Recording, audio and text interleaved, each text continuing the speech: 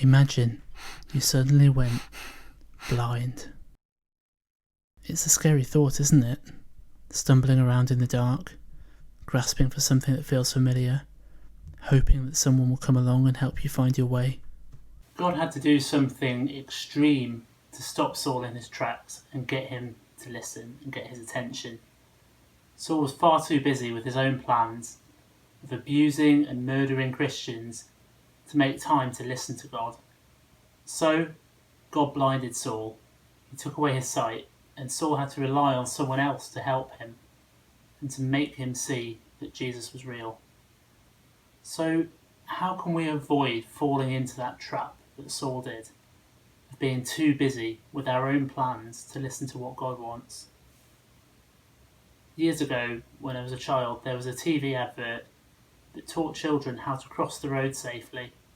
It had 2 hedgehogs in it, and the older hedgehog gave the younger hedgehog 4 pieces of advice, 4 instructions to help them to cross the road safely.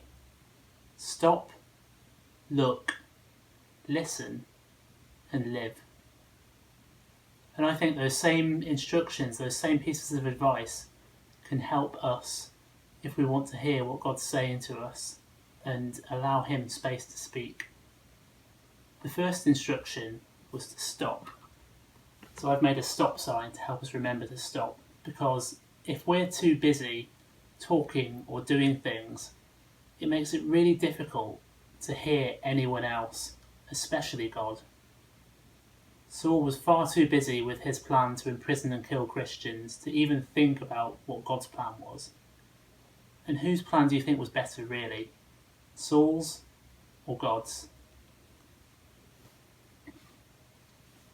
The second instruction was to look.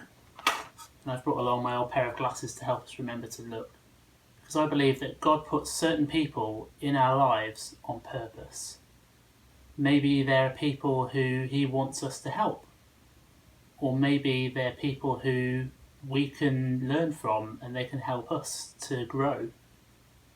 God put a man called Ananias in Saul's life to help him to understand that he shouldn't be mistreating Jesus' followers, but he should be joining them in spreading the good news and spreading his story. So, who do you think God might have put in your life on purpose, and why? The third instruction was to listen. I've brought along some headphones to help us to remember to listen. Because sometimes in a conversation, it's easy to miss things that the person we're talking to says. It feels like sometimes we're not really listening, we're just waiting for our chance to speak again and say something that we feel is important. God took away Saul's sight because he wasn't listening to him. Maybe Saul thought he was. I mean, he was a Jew after all, so he did believe in God. But he wasn't really listening to what God wanted him to do. So God had to do something drastic to make him listen. And the fourth instruction was to live. So I brought along a heart to help us remember to live. Because without a heart, we couldn't live, we wouldn't be alive.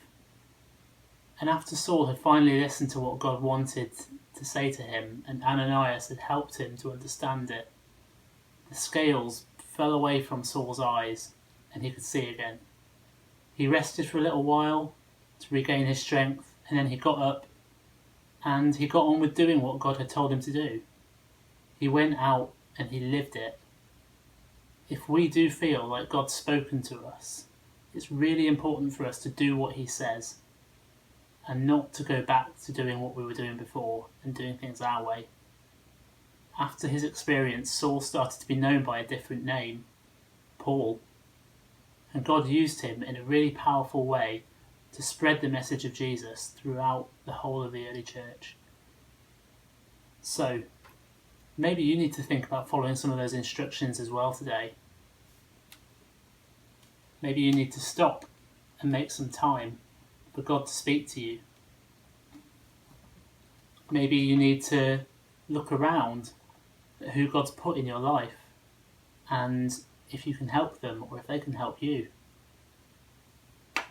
Maybe you need to listen to what God might be asking you to do.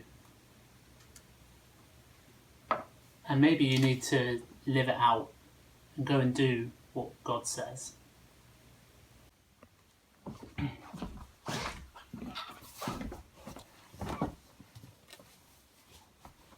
For our craft today, maybe you might want to think about making a stop sign like the one that I used to help us remember to stop and make time for God. You'll need a piece of paper, some cardboard, some glue or tape, and a stick. So first of all, on your piece of paper, you'll draw a hexagon shape, and then you can draw your stop sign on it with a red felt pen, and then put it on a piece of cardboard like this one, draw around it, and then cut the cardboard so that it's the same shape as the hexagon. Then you can stick your stick onto the cardboard using some tape across here, and then on top of that you can put your paper with the stop sign drawn on it and then attach it with some glue or some sellotape, or I've used some staples. And that stop sign can just help you to stop and think and remember that God wants to speak to you and God has something for you to do, but you need to make time to listen to Him.